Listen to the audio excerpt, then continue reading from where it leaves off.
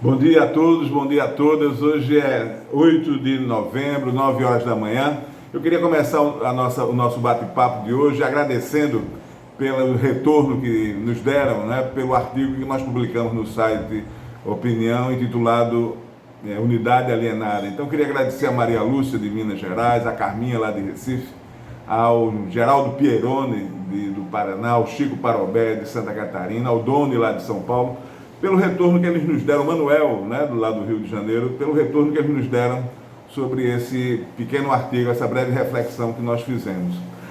O centro desse artigo está voltado para a crise ética que nós estamos vivendo nos últimos tempos, E numa pergunta que me foi feita numa live, numa conversação digital no domingo, me perguntaram como é que eu via um pouco dessa crise, das contradições do cristianismo nesses últimos 4 anos que o Brasil passou de sufoco com a extrema-direita no poder. Logicamente, é um debate complexo e não dá para a gente, numa conversação breve, tecer a fundo uma reflexão. Porém, eu não me omiti e coloquei algumas questões que constam no artigo, que vocês podem depois fazer a leitura. Mas eu queria chamar a atenção para uma questão, quer dizer, o cristianismo, a fonte do cristianismo está em Jesus de Nazaré, e que se nós voltarmos aos textos evangélicos, aos estudos de sociologia e de história, nós vamos constatar uma coisa muito importante, que ele como ele se apresenta enquanto personagem original. Entre aquilo que ele diz e aquilo que ele faz, existe uma unidade. Ele tem uma unidade concreta na forma de ser e de agir, que realmente faz com que as pessoas, os grupos, as populações onde ele esteve presente, nas aldeias de camponeses da Galiléia, da Judéia, vislumbrassem nele uma verdade que valeria a pena seguir. Então Jesus é um dos modelos, muito se foi escrito sobre isso, sobre o modelo da ética humana, um modelo onde existe uma unidade entre o falar e o agir.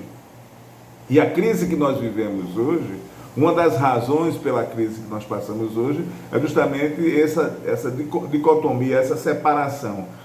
Se diz muito e se age diferentemente daquilo. E é isso que a gente trata no artigo. Isso me lembrou uma passagem de um texto uma passagem daquilo que o Edward Snowden, na entrevista histórica que ele concedeu a Glenn Greenwald, ele diz uma coisa muito interessante que eu gostaria de ler aqui para a gente ver. Ele diz: a verdadeira medida do valor de uma pessoa não está naquilo em que ela acredita, mas sim no que ela faz pelo que ela acredita. Se você não agir em nome do que acredita, provavelmente suas crenças não são reais. E é isso que a gente está percebendo, a gente sofreu nos últimos 4 anos. Sofreu um tipo de autoridade que não primava pelo cargo que ocupava, com total falta de decoro nos seus pronunciamentos, chamando palavrão, agredindo seus ouvintes. Se ele não tinha respeito, ou se ele não tem respeito pela pessoa dele, mas ele era obrigado, pelo cargo que ocupava, a ter uma responsabilidade, ou seja, ter uma capacidade de resposta para poder assumir a função para a qual ele foi colocado pelo sufrágio popular, pela soberania popular. Então, chamar palavrão se trata, publicamente, em redes de televisão, de mídias digitais, não se trata de ele fazer o que quer, se trata de saber como ele vai se dirigir ao grupo de ouvintes, à audiência que vai estar prestando atenção ao seu discurso, e qual é a respeitabilidade que ele tem para com aquele público, para com aquela plateia. Pensando hoje em mídias digitais, que é transmitida para todo o Brasil, não era a imagem de uma pessoa apenas que estava faltando com decoro, era a imagem de um país, era a imagem de uma nação.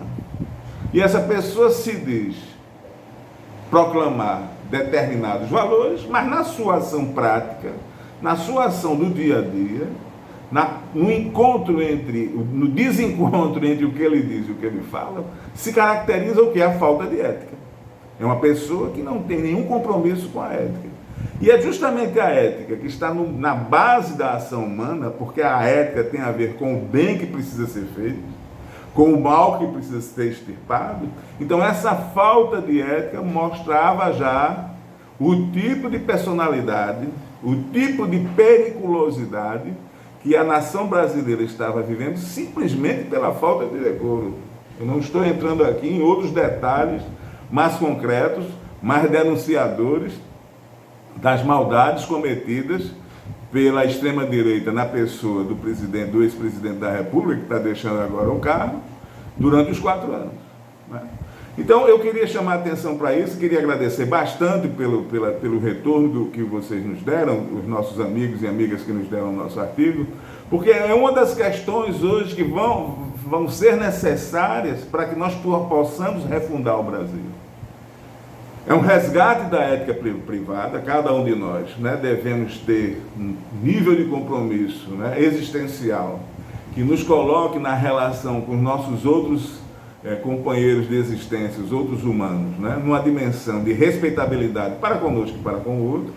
Então, uma ética privada que nos permita desenvolver uma coerência humana, né, de respeitabilidade e compromisso com o bem, como também uma ética pública, né, que tem uma responsabilidade, né, com um bem coletivo, com a necessidade de mudanças, né, dos malefícios que foram construídos nesses últimos 4 anos, e que nós possamos retomar um caminho melhor, né, mais purificado, da construção de uma ética pública que mostre para nós, enquanto nação brasileira, que mostre também para comunidades das nações internacionais, a dimensão, o valor da nação brasileira diante da geopolítica mundial. Né? É isso que nós esperamos e é isso que eu gostaria de deixar presente hoje. Quer dizer, à medida em que o Brasil vai caminhando para essa mudança, é preciso que essa mudança não seja feita de qualquer forma, seja feita de uma forma refletida e seja feita de uma forma comprometida, onde o nosso falar tenha plena coerência com o nosso agir. Então, queria desejar a todos uma boa semana. O presidente Lula já está em Brasília fazendo os seus trabalhos de construção da base de apoio ao seu governo e, logicamente, nós temos uma expectativa muito grande do que vai ser o desempenho dele, a performance dele na COP27 agora no Egito. Então, um abraço a todos, uma boa semana e vamos em frente. Vamos lá.